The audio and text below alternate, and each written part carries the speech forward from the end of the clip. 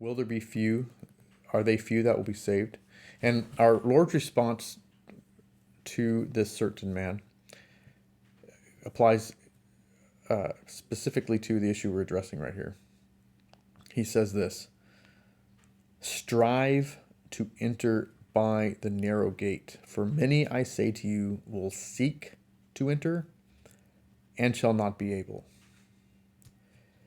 Listen to the words our Lord uses here. He says, strive to enter. Strive. Work.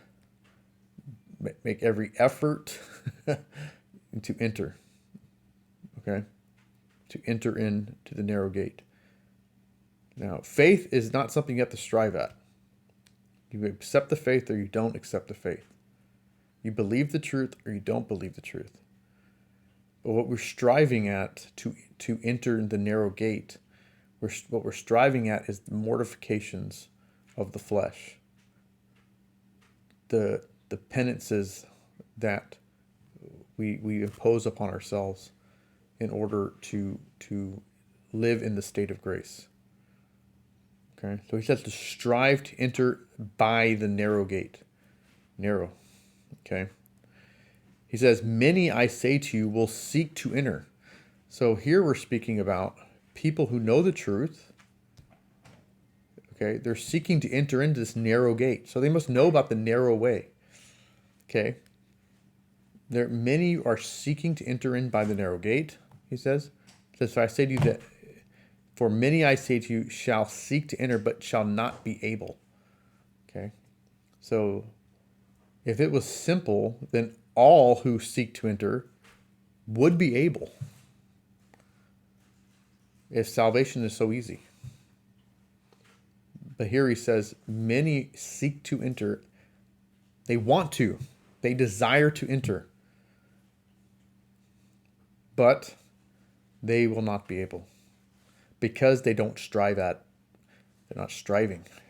They may desire. They may want. But they don't strive. They don't strive to enter. The many don't. The few will take upon that difficulty and will bear that fruit. If it's easy, they all would. Okay? If it's easy, they all would. The last passage I want to look at, and I'm sure there are many that can be brought up to show that salvation is not some simple thing. Okay? Our life as Catholics is a life of penance. A life of struggle. All right, so the last passage I want to look at is another one from our Lord Jesus Christ, and it's in Matthew. Matthew chapter 11 says this. Matthew chapter 11, verses 12. Our Lord Jesus Christ says this. He says, and from the days of John the Baptist until now, the kingdom of heaven suffereth violence, and the violent bear it away. So here we see another passage where our Lord talks about struggle, the struggle that we face. Right? He says that from the days of John the Baptist now, the kingdom of heaven suffereth violence. What does he mean by that?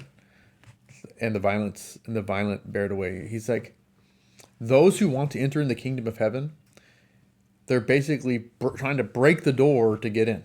Okay, and those who are willing, those who are able to overcome and break in, get in there, they are able to bear away it and take it away. Okay, the violent take it violently. The kingdom, but. So what does he mean by that? Well, he means that those who do the violence upon themselves, the mortification on themselves, those who are willing to do the penance. Remember he says, without penance you shall likewise perish. Penance is necessary. Prayer, penance, fasting. This is why the church imposes Lent. To teach us this, the necessity of doing penance. Because if we do not do penance, we will perish. We will not be saved. If we don't pray, we won't be saved. Okay? If we don't do penance, we won't be saved. Why? Because we will fall to mortal sin. We will be overcome by the flesh.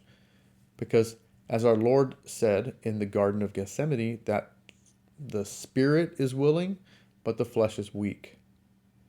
And unless we do the penance, unless we suffer violence and violently take the kingdom, we will be overcome by our flesh.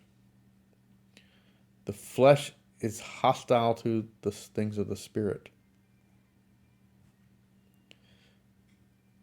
And if you don't do these things, you will not endure until the end. And our Lord says, he who endures to the end will be saved.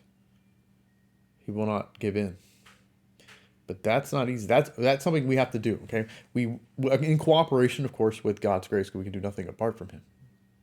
So, as St. Paul tells us, work out your salvation with fear and trembling. Why?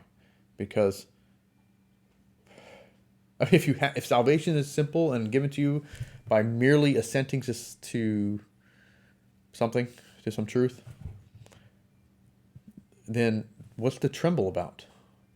What are you fearing and trembling about? What's to work out? And if it's possible that you might be overcome. Anyway,